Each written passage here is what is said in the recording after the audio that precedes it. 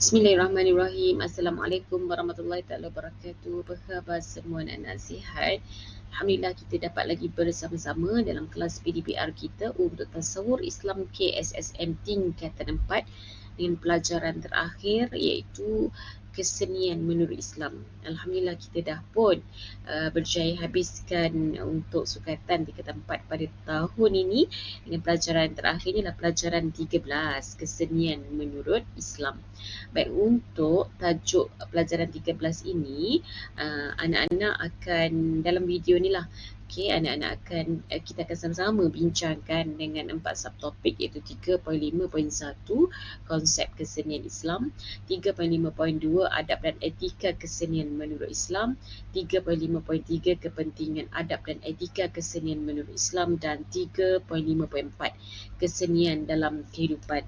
Ada satu subtopik lagi 3.5.5 saya kira dalam buku teks ni tapi saya tak bincangkan dalam video ni, iaitu aplikasi kesenian sebagai ibadah. Saya kira dalam bentuk muhasabah saja, anak-anak boleh semak dalam buku teks sama ada anak-anak pengamalan adab lah pengamalan adab dan etika. So anak-anak boleh rujuk buku teks dan tidak dibincangkan dalam video ini. Walau apapun, 4 subtopik ini dianggap utama untuk anak-anak menguasai sepenuhnya pelajaran 13 ini. Okey, boleh anak-anak kita teruskan anak-anak dengan topik pertama kita. Subtopiknya 3.5.1 iaitu konsep kesenian Islam. Seperti biasa, mukadimah untuk setiap pelajaran akan didahului dengan konsep. So sebagaimana saya dah terangkan sebelum ini, konsepnya apa yang patut kita tahu tentang topik itu, yang mana kita belajar tentang konsep ini, dia akan memudahkan kita untuk menguasai subtopik-subtopik yang lain. Okey. Jadi untuk konsep kesenian Islam ini, pembukaannya adalah dengan maksud kesenian Islam. Kita nak tahu sebenarnya kesenian Islam tu apa. Mungkin kita pernah dengar perkataan kesenian kan, macam mana kesenian tu dari sudut konteks yang macam mana. Sebenarnya kesenian Islam sebagaimana yang tertera di slide itu, aktiviti seni ataupun hasil karya yang dicipta dengan menggunakan bakat dan kreativiti manusia bagi menzahirkan keindahan dan kehalusan yang menepati syarak. Itu secara formalnya dalam buku teks. Walau macam mana pun, mungkin kita nak faham mudahnya ialah dia adalah aktiviti seni ataupun dia adalah hasil karya. Aktiviti seni ataupun hasil karya yang memang dicipta dengan menggunakan bakat. Maksudnya bukan semualah, kalau orang yang ada bakat mungkin akan dapat buat aktiviti seni tu, ataupun orang yang ada kreativiti untuk menghasilkan karya itu, maka dapatlah dia menghasilkan aktiviti tersebut. Tujuanlah untuk menzahirkan keindahan. So bila dia buat tu orang nampak indahnya, halusnya, macam mana nak buat ni, macam tu kan. Tapi dalam masa yang sama, bila berkait dengan Islam, memang kita tak dapat lari daripada peraturan yang telah digariskan oleh Islam. So kita kena tahulah hari ni kita nak belajar perkara yang melibatkan aktiviti seni, melibatkan hasil karya yang memang dicipta ataupun kita buat itu ikut bakat kita dan kreativiti itu. Kita nak tahu apa yang kita buat itu ataupun hasil ciptaan kita itu kena ataupun tidak dengan syarak. So kita nak belajar hari ini. Baik, anak-anak, seterusnya ialah dalil kesenian Islam. Tadi untuk maksud tu, dia keyword dia untuk anak-anak muda ini ialah aktiviti seni ataupun hasil karya yang dihasilkan, yang dicipta. Macam mana? Dengan menggunakan bakat dan juga kreativiti. Untuk apa? Untuk menzahirkan keindahan dan kehalusan hasil karya tersebutlah. Tapi syaratnya mesti menepati syarak. Dan dalil kesenian Islam ialah dari surah An-Naml, dari ayat suci Al-Quranul Karim ayat 60. Jom sama-sama kita baca untuk mendapat berkat dan pahala, insya-Allah. أعوذ بالله من الشيطان الرجيم أمن خلق السماوات والأرض وأنزل لكم من السماء ماء فأنبتنا فأنبتنا به حدائق ذات بهجة ما كان لكم أن تنبتوا شجرها. Sadaqallahul Azim. Maksud ayat apa? Bahkan siapakah yang telah mencipta langit dan bumi dan menurunkan hujan dari langit bagi kamu.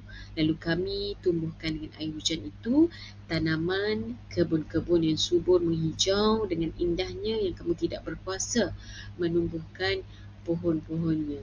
Jadi ayat ini sebenarnya nak menerangkan kebesaran Allah Subhanahu Wa Taala. Tapi dalam makna ataupun dengan kata lain, apa yang kita saksikan itu keindahan tanaman, kebun-kebun yang subur yang menghijau itu adalah lambang kepada kesenian, keindahan. Ya. Jadi kita mungkin tidak dapat menghasilkan, kita memang tak dapat menghasilkan, bukan mungkin, memang tak dapat menghasilkan dan menumbuhkan pohon-pohon itu pun. Tapi kita mungkin boleh menghasilkan hasil seni, mungkin kita lukis, mungkin kita gambarkan dengan meniru. Tapi untuk menghidupkan, untuk menumbuhkan pohon-pohon tersebut, kita tak mampu. Tapi ayat ini sebenarnya untuk menceritakan keindahan dan kesenian hasil ciptaan Allah Subhanahu Wa Taala. Baik anak-anak. Seterusnya ialah konsep kesenian Islam. Bila sebut tentang kesenian Islam, ini konsepnya ataupun ini yang patut kita tahu. Pertama ialah konsep kesenian Islam ialah mengagungkan Allah. Bila kita buat aktiviti tadi ataupun kita buat aktiviti seni, kita buat hasil karya tu, hasil karya kita itu mestilah mengagungkan Allah. Dia tak boleh aktiviti tadi ataupun kesenian tadi membesarkan makhluk. Dia membesarkan makhluk ataupun objek lain, seperti kita mencipta satu patung berhala yang boleh menjadi simbol sembahan, maka itu dah lari daripada konsep mengagungkan Allah. Memang kita buat satu hasil seni, hasil karya, ada kehalusan dia, ada bakat, ada kreativiti dia, tapi membawa kepada kita mengagungkan bukan kepada Allah. Kita memang nak menampakkan keagungan kepada Allah. Itu satu contoh. Tapi mungkin kita bina satu binaan rumah Allah yang menyebabkan kita rasa macam betapa rasa dekatnya kita, betapa hebatnya Allah Subhanahu Wa Taala. Kita rasa kebesaran Allah dengan melihat ciptaan ataupun hasil seni tadi. Keindahan tersebut. Betapa agungnya Allah mencipta manusia yang boleh mencipta hasil seni tersebut. Jadi konsep kesenian Islam ini pastinya mengagungkan Allah Subhanahu Wa Taala. Yang kedua, mestilah berteraskan syariat Islam, yang mana setiap hasil seni kita, setiap kerja buat kita dalam bentuk seni, hasil karya kita itu mestilah berteraskan syariat Islam, yang mana tak melanggar peraturan, tidak dikategorikan sebagai haram. Seperti apa? Seperti melukis ataupun mengukir gambar makhluk yang bernyawa tapi dalam bentuk berjisim. Berjisim ni maknanya seolah-olah ada macam satu objek macam itu. So contohlah, dia bercanggahan dengan syariat Islam, ataupun mereka bentuk pakaian tetapi ciptaan pakaian kita itu, seni pada pakaian kita itu bercanggahan terus dengan syariat, langsung tidak menutup aurat, ataupun digunakan daripada kain-kain yang agak jarang untuk digunakan oleh wanita muslimah, contohnya wanita muslim. Okay. Yang ketiga, meliputi aspek iman dan akhlak, yang mana bila kita buat hasil seni kita, hasil karya kita, aktiviti seni kita nak aktiviti seni kita itu, hasil karya kita itu memelihara iman kita ataupun akidah kita daripada terjebak dengan syirik dan kufur kepada Allah dalam unsur-unsur seni. Contohnya mungkin dalam bentuk seni bina kita buat itu ada simbol-simbol agama lain, maka itu sebenarnya tidak mengawal ataupun menjaga dari sudut aspek iman tadi, akidah tadi. Dan dalam masa yang sama kita juga kena turut menjaga dari sudut akhlak. iaitu kita kena pastikan apa yang kita buat, aktiviti seni ataupun hasil karya itu menjaga nilai akhlak kita. Contoh, anda kata kita buat satu hasil seni lukisan, kita tak boleh menghasilkan seni lukisan yang boleh membawa kepada syahwat, menaikkan syahwat manusia ataupun menaikkan nafsu manusia, gairah manusia. Mungkin lukisan wanita yang menggairahkan ataupun itu tidak meliputi aspek iman dan juga akhlak. So kita kena perhatikan satu persatu di sebalik hasil seni dan aktiviti kita itu, aktiviti seni, karya kita itu adalah meliputi aspek iman dan akhlak ke tidak, untuk memenuhi konsep kesenian Islam tadi. Baik, seterusnya ialah yang keempat, bersifat menyeluruh, meliputi fizikal dan kerohanian, yang mana Islam ini dia tidak hanya mementingkan fizikal luaran sahaja, dia bukan mengutamakan itu sahaja, tetapi juga ia juga membawa kepada menjaga turut dalam masa yang sama turut menjaga dari sudut kerohanian, iaitu apabila kita punya ciptaan, kita punya hasil karya, kita punya aktiviti seni tadi, sepatutnya di sebalik keindahan, kehalusan dia itu dalam masa yang sama turut membawa kita untuk dekat kepada Allah Subhanahu Wa Taala. Kita seolah-olah menjaga kita punya aktiviti seni untuk membawa kita semacam jaga hak-hak Allah Subhanahu Wa Taala, hubungan kita dengan Allah Subhanahu Wa Taala. Maka kena turut diperhatikan apabila kita terlibat dengan aktiviti kesenian ini, supaya aktiviti tadi tidak bercanggah dengan kehendak agama kita. Dan yang kelima, membangunkan potensi umat Islam, yang mana bila kita terlibat dengan aktiviti seni, kesenian ini, sama ada dari sudut pelbagai lah, mungkin khat, kaligrafi ke, seni bina ke, pakaian, fashion apa semua, ukiran apa-apa, dalam masa kita kita menzahirkan keindahan dan kehalusan itu, kita turut menunjukkan kepakaran kita dalam seni. Contohnya, bila kita mempunyai kepakaran khat dan kaligrafi, kita menyumbangkan usaha kita itu untuk mencantikkan seni bina masjid ataupun tulisan-tulisan yang menampakkan ayat-ayat suci Al-Quranul Karim yang diletak di dalam masjid di tempat yang tinggi, sehingga apabila orang masuk masjid saja orang akan rasa Masya Allah, dan mengingatkan hati manusia kepada Allah Subhanahu Wa Taala. Sama juga dalam berfashion, maka selain daripada membangunkan potensi umat Islam ni, kita memang boleh menghasilkan pelbagai bentuk reka bentuk fashion dan menaikkan ekonomi umat Islam. Begitu juga dalam seni fotografi ataupun apa sahaja. Itu semua sebenarnya Islam membenarkan kerana tujuannya adalah konsepnya adalah untuk turut sama membangunkan potensi umat Islam agar mampu bersaing dengan umat lain. Kalau tidak, kalau kita tak membenarkan, kalau kita terlalu rigid tentang ini, maka kita tak dapat melihat potensi ataupun kelebihan-kelebihan yang ada pada umat Islam. Baik, seterusnya ialah anak-anak, ialah 3.5.2, adab dan etika kesenian menurut Islam. So kita nak tahu macam mana kalau kita terlibat dengan aktiviti seni ini ataupun hasil karya yang kita cipta ini, guna kreativiti kita, guna bakat kita ini, apakah adab-adab dan etika yang perlu kita patuhi agar tidak bercanggah dengan agama kita. Pertama ialah menghasilkan kesenian yang boleh meningkatkan keimanan, seperti yang saya kata tadi. Mungkin khat kita ataupun kaligrafi kita yang kita ukirkan itu membawa orang rasa takjub dengan mengingatkan orang kepada Allah Subhanahu Wa Taala, so dapat meningkatkan keimanan, contohnya. Yang kedua, hasil seni yang tidak bercanggah dengan syarak. Seperti apa anak-anak?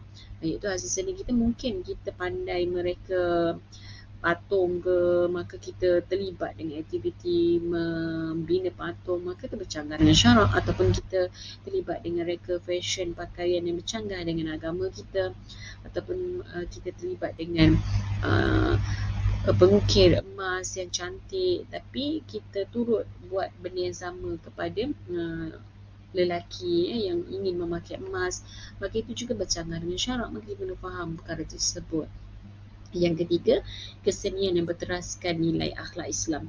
Maksudnya kesenian itu terasnya mestilah akhlak Islam. Ya? Seperti kalau kita menghasilkan hasil seni, contohnya kita menghasilkan seni lukisan, maka seni lukisan itu mestilah menampakkan akhlak Islam tersebut. Ataupun kalau dalam seni fotografi, kita tak boleh sewenang-wenangnya mengambil gambar ataupun foto wanita-wanita yang dalam keadaan yang mengaibkan, menggairahkan, ya, walaupun atas dasar seni, atas dasar kreativiti, maka dalam masa yang sama kita kena perhatikan juga macam mana kesenian tadi dengan akhlak kita. Banyak benda, nilai-nilai akhlak yang kita perlu perhatikan. Mungkin kita tak boleh menzalimi orang lain, tidak boleh mengaibkan orang lain, maka itu perlu diperhatikan dalam adab dan etika apabila kita terlibat dengan kesenian ini.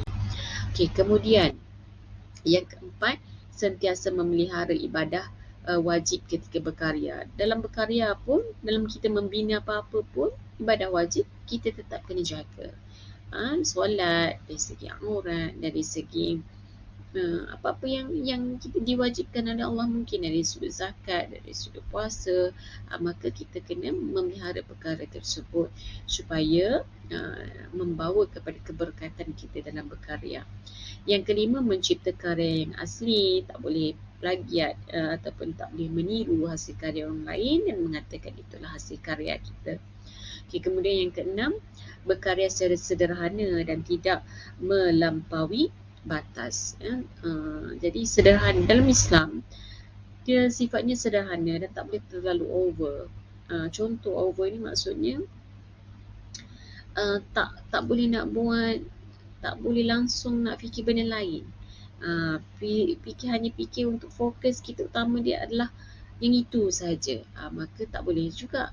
Dalam masa yang sama kita kena ada pekerjaan kita, ada masa untuk beribadah, ada masa kita tak boleh memikirkan keuntungan semata-mata. Ya. Mungkin dengan karya kita je pandai buat macam tu, tak boleh melampau sangat. Mungkin mengenakan harga yang tinggi dalam berkarya, maka itu perlu berhati-hati. Okey, kemudian yang ketujuh, tidak ada unsur yang merosakkan akidah dan maksiat seperti tadi yang saya sebut tadi, mungkin melibatkan patung, membuat berhala ke, membuat lambang-lambang tertentu yang melibatkan agama lain, atau maksiat seperti ada unsur-unsur seni yang dikatakan seni tetapi melibatkan maruah wanita, melibatkan aurat wanita ataupun lelaki itu sendiri, ataupun gambar-gambar yang tidak elok ataupun lukisan-lukisan yang tidak elok dan sebagainya. Yang ke-8, tidak mengganggu atau menzalimi orang lain.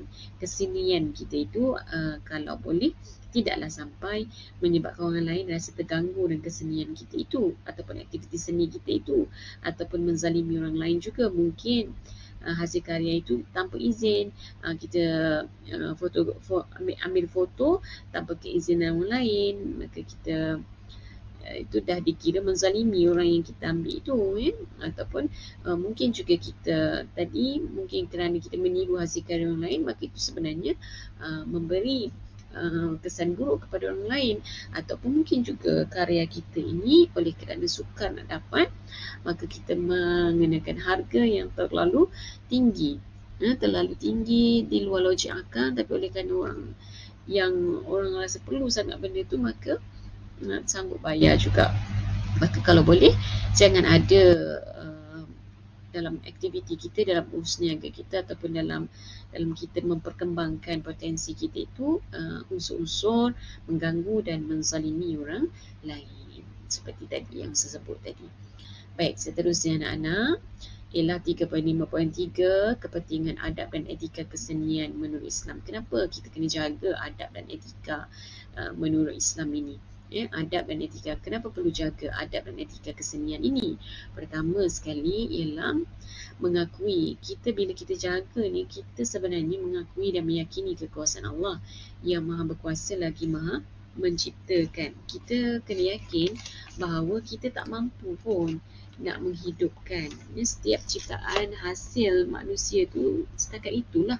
Tapi dalam masa yang sama, kita belum mampu lagi untuk menghidupkan dan memberi ruh kepada objek yang kita lukis, yang kita bina, yang kita ciptakan itu. Tetap juga kita kena akui dan meyakini yang paling berkuasa, yang paling hebat dalam menciptakan ialah Allah Subhanahu Wa Taala. Yang kedua ialah meningkatkan keimanan dan ketakwaan kepada Allah Subhanahu Wa Taala.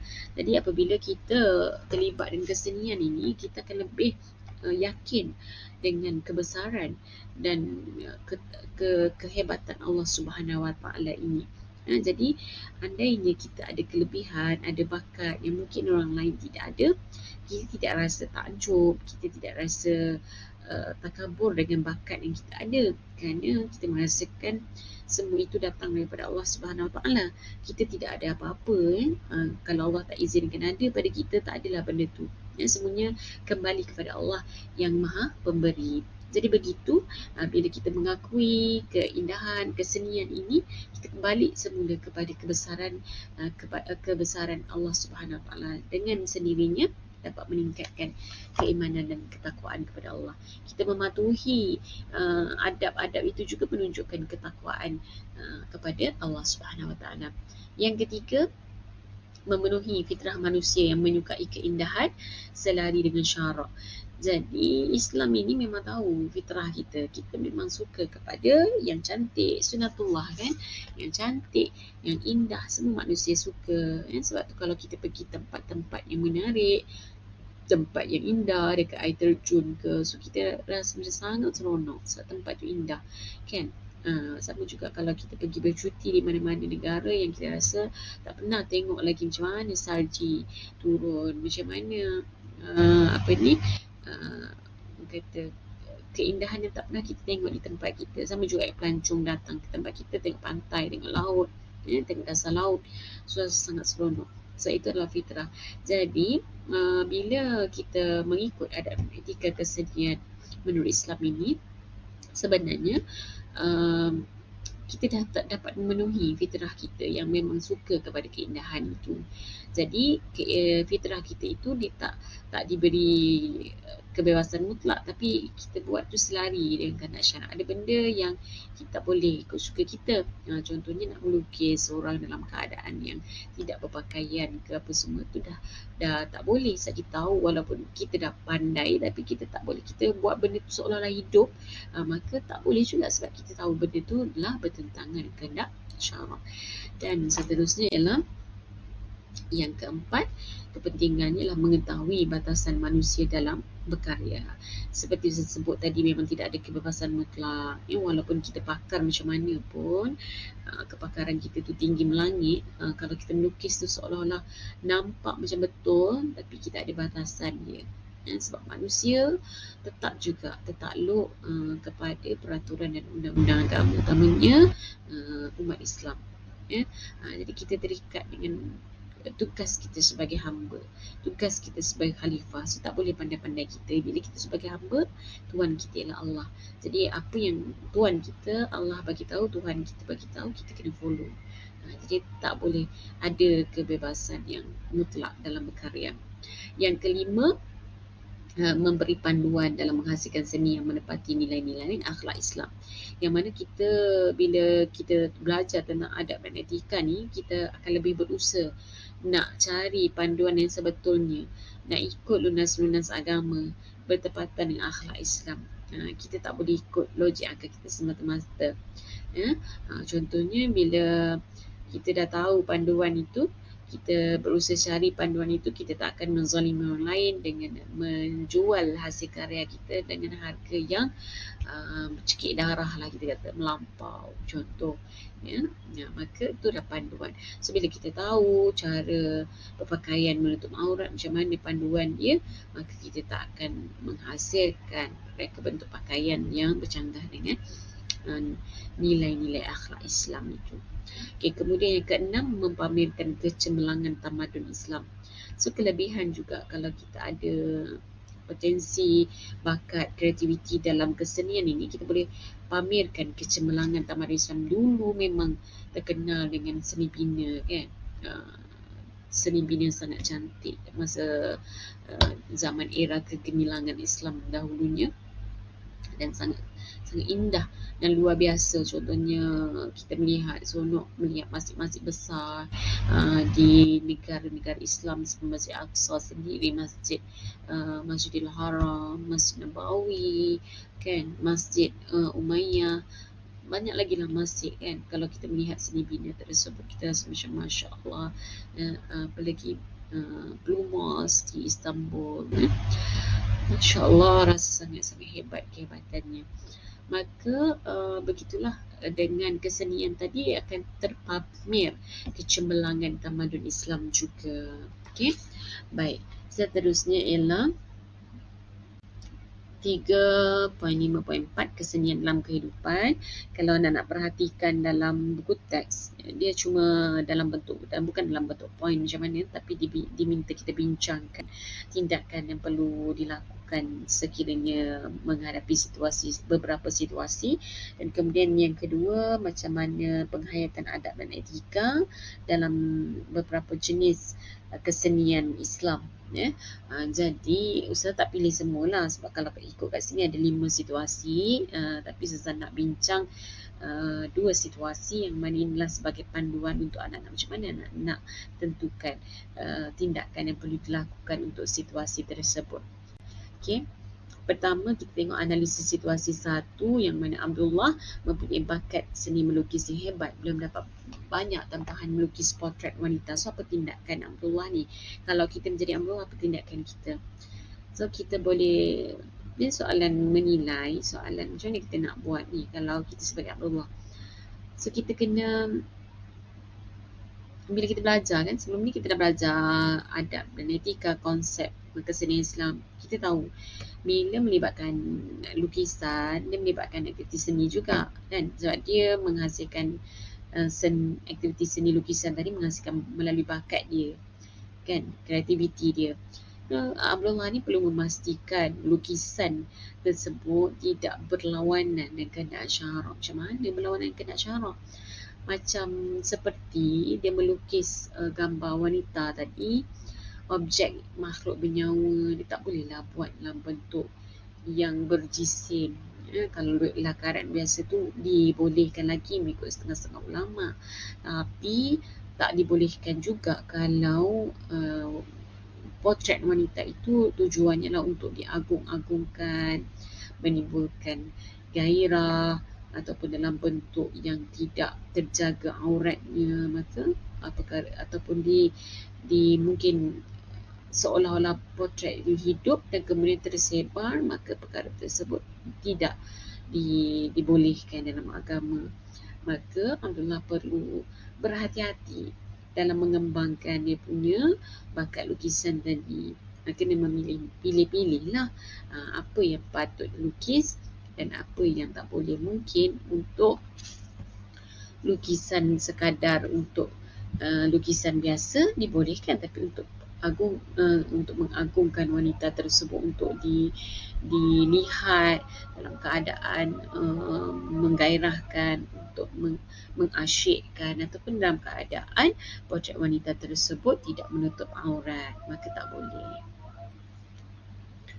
Begitu anak-anak ya, serba sedikit macam mana kita nak alat analisis situasi. Contoh, jadi untuk analisis situasi 2, situasi 3, situasi 4 tu saya serahkan kepada anak-anak selepas ini. Tapi saya ambil untuk satu lagi analisis, iaitu analisis yang kedua dekat buku teks ni, analisis situasi kelima.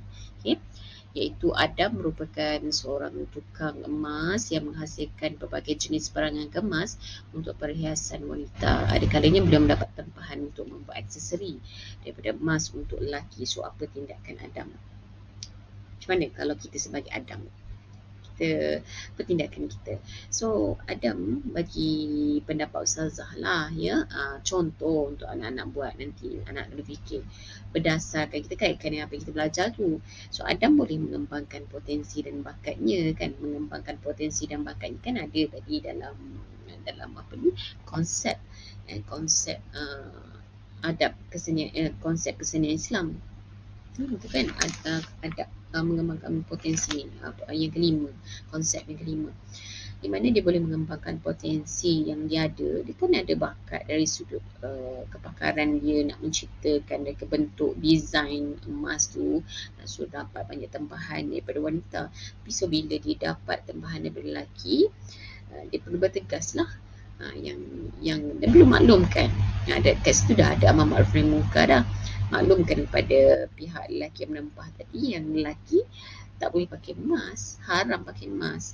Jadi dia perlu memastikan apa bentuk kreativiti dia, kesenian yang dia ada tu tidak bercanggah dengan agama. So kalau dia terima tu dah melanggar, bakat dia tu dah melanggar hukum syarak lah, sebab dia dah tahu emas tak boleh untuk lelaki, maka diterima juga. Maka apa tidak adab tadi perlu maklumkan kepada lelaki membuat tempahan tu tak boleh, sebab emas memang haram untuk lelaki, gitu ya. Jadi itu antara macam mana kita nak analisis beberapa situasi. Jadi Ustazah bagi contoh 2 situasi, nanti anak-anak punya tambahan tu ada lagi 3 situasi dan nak bincangkan ataupun boleh buat dalam bentuk idea anak-anak tu, tulis dalam buku nota.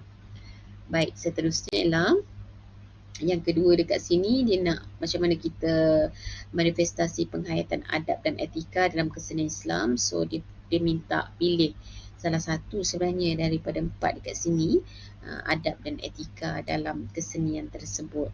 Pertama, Ustazah bagi sekali sepintas lalu, iaitu khat dan kaligrafi.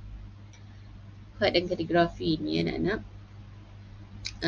memang khat dan dalam bentuk ilham daripada Al-Quran itu sendiri kan. Dia merujuk pada tauhid dan keimanan kepada ketakwaan kepada Allah Subhanahu Wa Taala.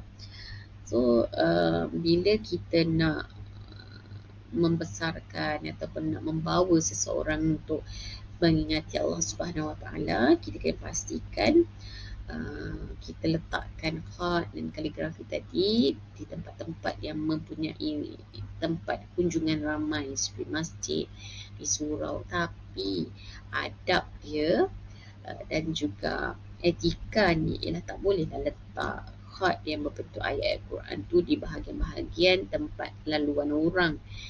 Kena letak tinggi-tinggi kan, tak boleh dipermainkan, maksudnya seolah-olah rendah kedudukannya. Jadi bukan senang jugalah, kena berhati-hati juga supaya tidak sebarangan. Itu dari sudut adab.